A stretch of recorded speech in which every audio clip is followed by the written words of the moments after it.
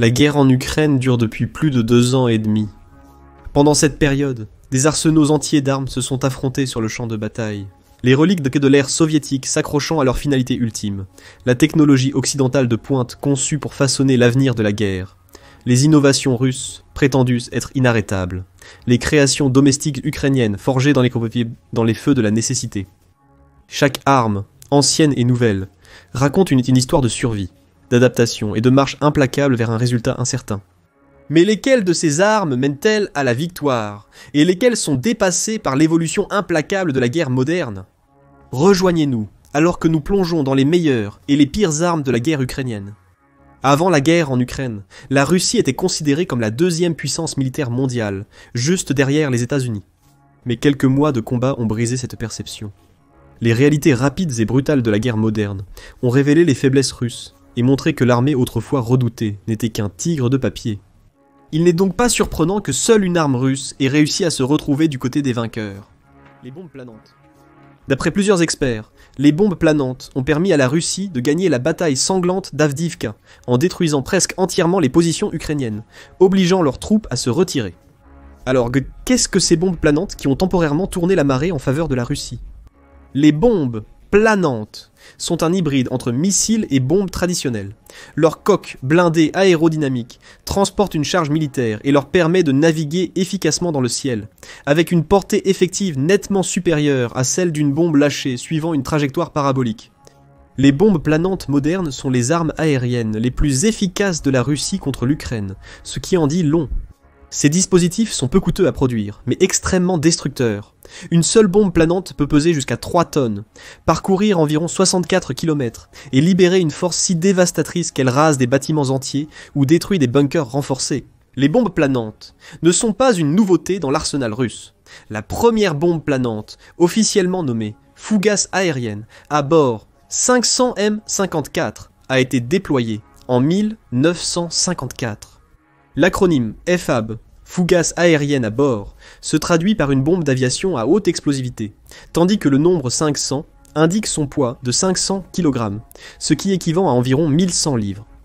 Le prochain modèle de cette bombe, le M62 à faible traînée, pouvait être transporté par les bombardiers soviétiques dans leur support externe. Toutefois, les premiers 10 modèles de ces bombes étaient assez rudimentaires selon les standards actuels. On les appelle aussi des bombes stupides, d'où leur nom. Les bombes stupides sont non propulsées et non guidées, utilisant seulement la gravité pour atteindre leur cible. Conçues pour être larguées depuis des avions, leur précision dépend de l'alignement du bombardier et du point de largage. Mais pour la guerre en Ukraine, ces bombes sont devenues beaucoup plus intelligentes. Les bombes planantes sont désormais équipées d'un kit de guidage fixé à elles, comme des sacs à dos. Les kits modèles de planification et de correction universelle, développés par les Russes, visent à transformer les bombes non guidées soviétiques en munitions de précision guidée. Et c'est précisément ce qu'ils ont fait. Les bombes planantes russes utilisent désormais un système de positionnement global pour atteindre leurs cibles avec précision. Grâce à 2 ailes escamotables, la bombe peut planer sur des kilomètres avant de frapper la cible et d'exploser. Cela implique aussi qu'elles peuvent être larguées à distance, permettant aux bombardiers russes d'éviter l'espace aérien ukrainien pour ravager ces villes. Malgré leur précision inférieure aux missiles guidés, la capacité des bombes planantes à détruire des cibles fixes à moindre coût confère à la Russie un avantage stratégique dans le conflit. Ironiquement, c'est à l'opposé de ce que les vrais missiles russes ont accompli dans la guerre. L'échec catastrophique de ces dispositifs supposés de pointe, ce qui les place sur notre liste des pires armes en Ukraine. Pour saisir l'ampleur des performances médiocres de ces missiles dans le conflit, il suffit de savoir que selon les officiers du renseignement américain, jusqu'à 60% des missiles guidés de précision lancés sur l'Ukraine ont échoué. Certains n'ont pas réussi à se lancer, d'autres n'ont pas explosé à l'impact, ce qui est embarrassant. Mais le pire est que ces rapports ont été publiés par Reuters le 25 mars 2022, un mois à peine après le début du conflit. C'est le moment où la force d'invasion devrait tout donner, déployant ses meilleures armes les plus fiables. Le problème est que la Russie a fait exactement cela. Les armes soi-disant high-tech du pays n'ont pas répondu aux attentes.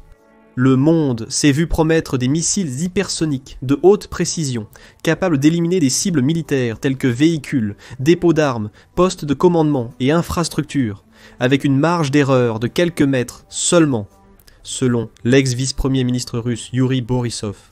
Pourtant, le monde a constaté des missiles défaillants, des taux de destruction bas et une succession de pannes embarrassantes. Mais de quels missiles parle-t-on exactement?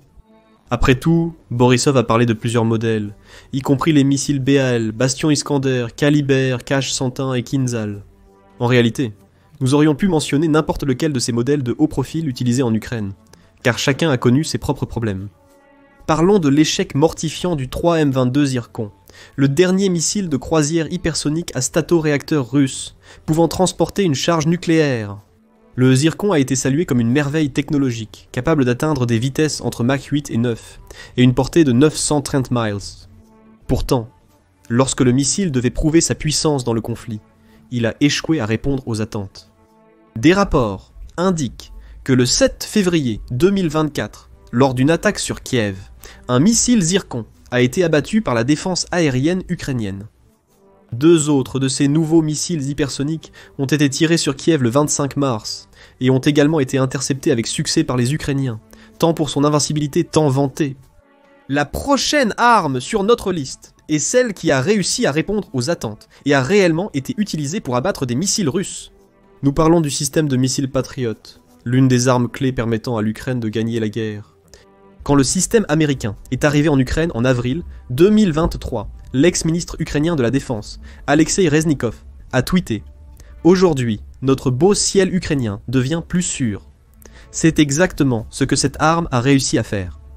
Les missiles de croisière supersoniques russes, soi-disant invincibles, l'avion espion A-50 essentiel pour l'alerte précoce et le contrôle lors des opérations aériennes, et le bombardier supersonique Su-34, censé avoir révolutionné l'aviation moderne. Ce ne sont là que quelques-unes des armes hautement avancées de la Russie qui sont tombées victimes du système de missiles solaires Patriot Mi-M1-04. Le mieux de tout, ce système a abattu des avions russes, volant jusqu'à 100 miles de distance et intercepté des missiles jusqu'à 130 miles de distance, modifiant considérablement l'équilibre des forces dans l'espace aérien ukrainien. La maigre supériorité aérienne que la Russie avait à peine atteinte était maintenant presque entièrement érodée. Qu'est-ce qui rend le système Patriot révolutionnaire? Ce système de défense aérienne, l'un des plus sophistiqués au monde, combine un puissant réseau de radars et des intercepteurs à haute vitesse pour détecter, suivre et neutraliser les menaces avec une précision inégalée. Ajoutez à cela une portée exceptionnelle de plus de 100 miles, et vous obtenez un bouclier redoutable qui a rendu beaucoup moins efficaces de nombreuses menaces aériennes avancées de la Russie et a considérablement réduit leur portée opérationnelle. Mais le système Patriot n'est pas la seule raison de l'incapacité russe à établir et garder une suprématie aérienne totale. Les performances des avions supposés de pointe du pays ne lui ont pas non plus rendu service. C'est pourquoi le bombardier de chasse Su-34, un jet censé dominer les cieux avec son avionique avancée et sa vitesse élevée, est sur notre liste des mauvaises armes. Vous pouvez probablement remarquer un point commun entre toutes les armes russes défaillantes que nous mentionnons. Ils illustrent parfaitement le même viral, quand vous le commandez en ligne et quand il arrive. Avec cela à l'esprit, voyons ce que le Su-34 promettait de faire et ce qu'il a réellement fait en Ukraine. Le Sukhoi Su-34, aussi appelé Fullback par l'Organisation du Traité de l'Atlantique Nord, était considéré comme un atout révolutionnaire dans l'arsenal aérien russe. Successeur du Su-24, cet avion a été conçu pour répondre aux exigences du combat aérien moderne, avec des spécifications impressionnantes. Cela inclut une vitesse maximale de Mach 1.8, alimenté par 2 moteurs turbofans, Saturnal 30 et un FM. Un rayon de combat d'environ 1100 km, une portée maximale allant jusqu'à 4000 km.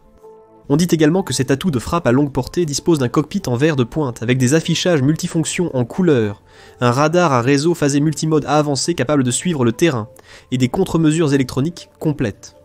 Son système radar a été conçu pour détecter et suivre plusieurs cibles, améliorant son efficacité dans les engagements air-air et air-sol. Pour ces engagements, le Su-34 pouvait compter sur plus de 17 600 livres d'armement, y compris les missiles air-air R-77 et R-73, et des munitions guidées de précision telles que le Kh-55, Kh-59 et K-31. De plus, le jet est équipé d'un canon de 30 mm GH3, 101, avec 180 munitions pour les engagements à courte portée. Et à quoi toutes ces spécifications impressionnantes ont-elles abouti? À plus de 35 sur 140 d'entre eux, par les défenses aériennes ukrainiennes, soit 25% de tous les jets qui étaient censés semer la destruction à travers la zone de conflit ukrainienne. 8 d'entre eux ont été abattus en l'espace de 10 jours seulement, en 2024, portant un coup massif aux forces aérospatiales russes. Il semble presque que le seul succès des jets Su-34 ait été de larguer les dévastatrices bombes planantes. Mis à part cela, les forces russes ont peiné à exploiter efficacement ce bombardier de combat, ne parvenant ni à établir une supériorité aérienne incontestable, ni à neutraliser les systèmes de défense anti-aérienne ukrainiens, qui entravent leur progression. Ainsi, ce qui était censé être un atout révolutionnaire dans l'arsenal militaire de la Russie, s'est avéré être une grande déception. Une déception de 36 millions de dollars, pas moins. Du côté ukrainien, c'est l'inverse. Des armes relativement bon marché dont on n'attendait pas grand-chose se sont avérées étonnamment efficaces. C'est pourquoi les drones First Person View ukrainiens, valant entre 300 et 500 dollars chacun, ont gagné leur place parmi les meilleures armes utilisées en Ukraine. Voici l'essentiel à savoir à leur propos. Le drone First Person View vu à la première personne était autrefois considéré comme un outil insurgé, largement associé à la guerre improvisée et non conventionnelle. À l'origine utilisé par des groupes extrémistes dans des zones de conflit comme la Syrie, son rôle se bornait à larguer de petites grenades pour des impacts limités. Cependant, tout a radicalement changé avec le début de la guerre en Ukraine. Les forces ukrainiennes, reconnues pour leur créativité et leur tactique novatrice, ont vite saisi le potentiel de ces drones, au-delà de leurs usages classiques. Avec une étiquette de prix. Les drones First Person View offraient une alternative rentable aux véhicules aériens, sans pilote, ou UAVs, plus sophistiqués et coûteux sur lesquels l'armée ukrainienne comptait auparavant. Croyez-le ou non, ces drones bon marché ont même réussi à éclipser certains de ces drones de haute technologie. Les drones Bayraktar TB2 turcs, très convoités et considérés comme l'un des meilleurs véhicules aériens sans pilote au monde, se sont avérés vulnérables et inefficaces contre les défenses aériennes avancées, malgré leur acclamation médiatique initiale. La durée de vie opérationnelle du TB2 en Ukraine a été courte, avec au moins 24 des 40 à 50 unités livrées détruites au combat. Et lorsque vous considérez qu'un seul drone TB2 coûte apparemment environ 5 millions, il devient évident pourquoi le drone First Person View coûtant une fraction négligeable de ce montant est devenu un héros méconnu en Ukraine. Cet appareil a prouvé que le coût élevé et le battage médiatique ne garantissent pas toujours le succès au combat, une leçon que les Russes apprennent en Ukraine. Les drones First Person View peuvent transporter des grenades et des explosifs, ce qui en fait un outil crucial pour perturber les positions ennemies et cibler des objectifs de valeur. Toutefois, le principal avantage tactique de ce drone est sa manœuvrabilité et sa précision. Contrairement aux grands drones coûteux, les drones First Person View sont petits et agiles, capables de frappes de précision. Ces mini-drones peuvent traverser des ouvertures étroites ou atteindre des positions ennemies, livrant des explosifs avec une grande précision. En raison de leur faible coût, les forces ukrainiennes n'hésitent pas à utiliser des drones First Person View dans des scénarios à haut risque, ce qui leur a permis d'éliminer certains équipements plutôt inattendus. Par exemple, les drones kamikazes First Person View ont causé plus des 2/3 des pertes de chars de la Russie dans les premiers mois de 2024, surpassant des poids lourds comme l'artillerie et les missiles guidés à cet égard. Parler d'un petit mais puissant changement de jeu. En parlant de chars, on pourrait supposer que la Russie a l'avantage dans ce domaine, étant donné qu'elle a déployé certains des véhicules blindés les plus avancés du monde, comme le T-34, qui a essentiellement servi de prototype pour tous les chars subséquents.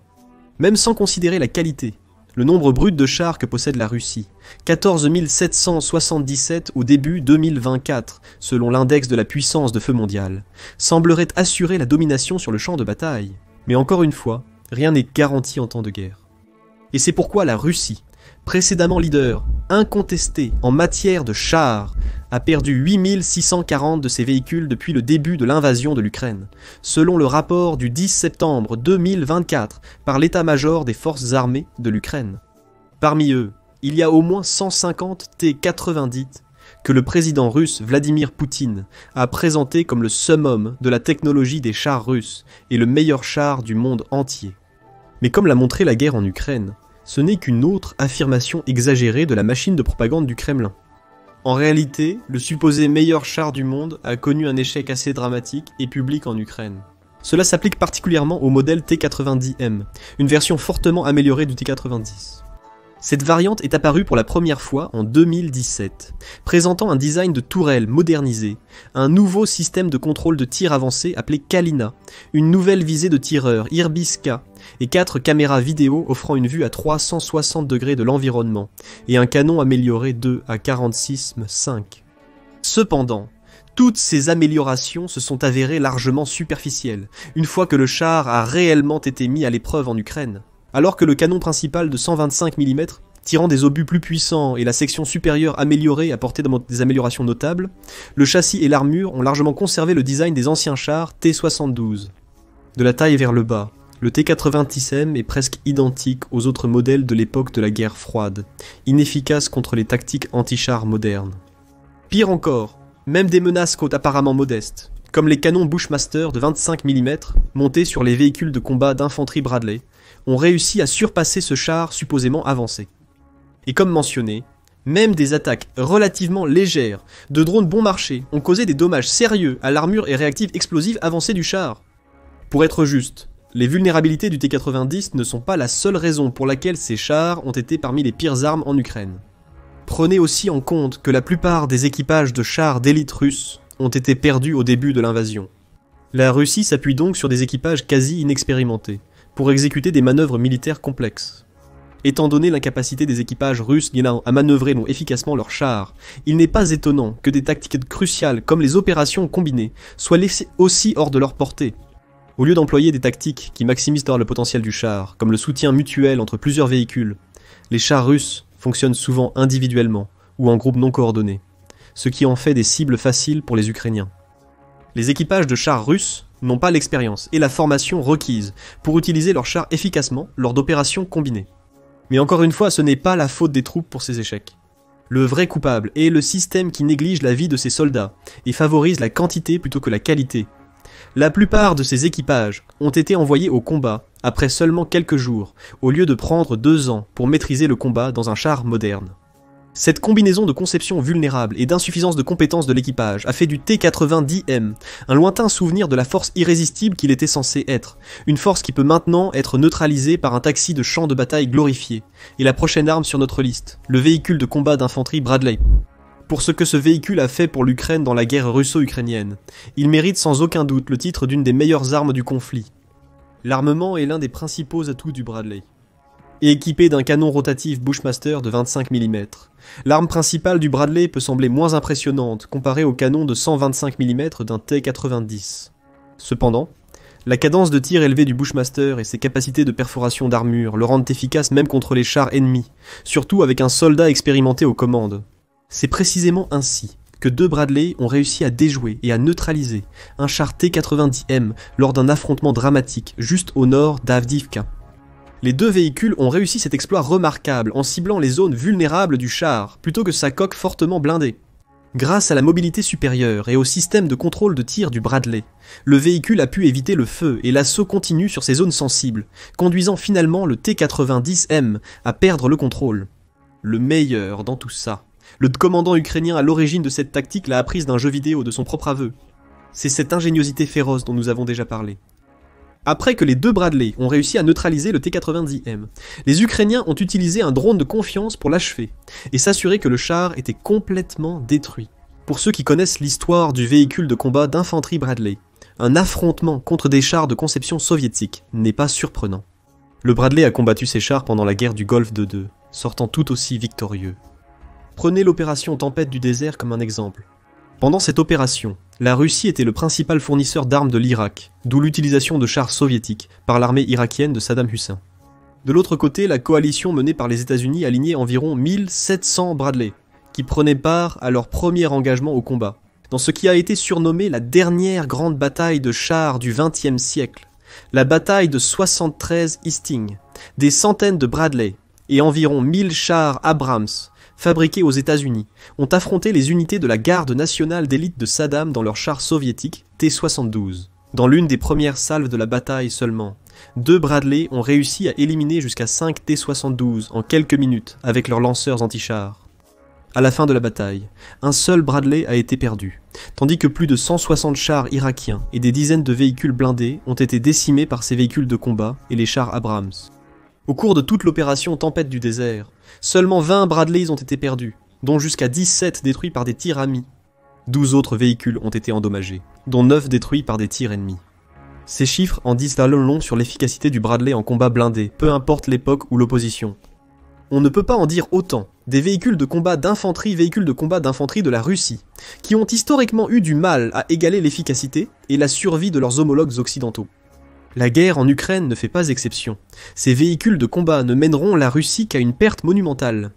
Pour comprendre à quel point ces véhicules auront mal performé en Ukraine, il suffit de savoir que la Russie a perdu 18 véhicules de combat d'infanterie.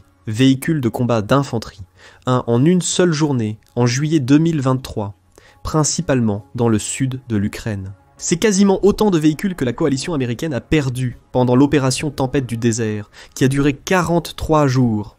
Les 18 véhicules de combat d'infanterie, ont été principalement détruits par l'artillerie, les roquettes, les mines enterrées et les drones chargés d'explosifs ukrainiens qui les ont fait exploser de l'intérieur. Ces véhicules de 13 tonnes, avec un équipage de 3 personnes pouvant transporter 11 soldats d'infanterie, étaient généralement complètement détruits. Vous vous demandez peut-être pourquoi les véhicules de combat d'infanterie, un vieux de plus de 60 ans et vulnérables au combat moderne, ont même été déployés. La réponse est simple. Ces véhicules de combat étaient tout ce que les Russes pouvaient sacrifier. Les forces russes sont initialement allées à la guerre avec 400 véhicules de combat d'infanterie, 3 actifs, 2800 véhicules de combat d'infanterie, 2 et 600 véhicules de combat d'infanterie, 1. Après la destruction d'environ 1000 modèles récents durant les 12 premiers mois du conflit, le Kremlin a dû envoyer les plus anciens. Cela a été rendu possible grâce à d'énormes stocks militaires de surplus de véhicules de combat d'infanterie, 1, et véhicules de combat d'infanterie, 2, contenant respectivement 7200 et 1400 de ces véhicules. Mais pour la Russie, plus de véhicules de combat d'infanterie signifie simplement plus d'armes à perdre, dont le décompte est maintenant de 16 925 véhicules de combat blindés perdus depuis le début de l'invasion. Le fusil Snipex Alligator, réservé aux vainqueurs, ne subit presque aucune perte mais les inflige. C'est la prochaine arme sur notre liste. Le Snipex Alligator s'avère être l'une des armes les plus mortelles dans le conflit en cours en Ukraine, grâce à sa puissance, sa portée et ses capacités antimatérielles extraordinaires. Ce gigantesque fusil de sniper pesant près de 55 livres et mesurant un imposant 6 pieds 6 pouces de long sans silencieux, n'est pas l'arme typique d'un sniper furtif. Le fusil est conçu pour des frappes de précision à longue portée sur des véhicules et du matériel, non des soldats. Le Snipex Alligator se distingue également par sa munition de calibre 14,5 par 114 mm, une balle initialement conçue pour les mitrailleuses lourdes soviétiques. Cette énorme munition a une puissance incroyable capable d'éliminer des cibles à des distances bien au-delà de la portée des fusils de sniper standard. En fait, la portée effective de l'Alligator est de 1,25 miles, mais les tireurs d'élite ukrainiens auraient touché des cibles encore plus loin.